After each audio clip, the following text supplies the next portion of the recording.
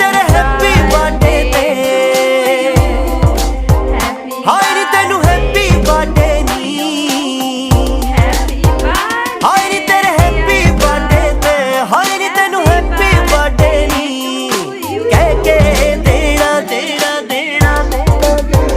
suit तेनू पटियाला शाही सोहणीए लेके देना सूट तेनू पटियाला शाही सोहणीए लेके देना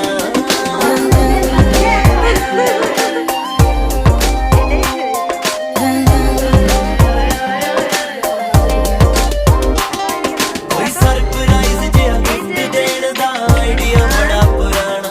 फिर मूड बनाया दस दिया तैनू लैके किथे जाना हाय नी तैनू डिनर कराउण वे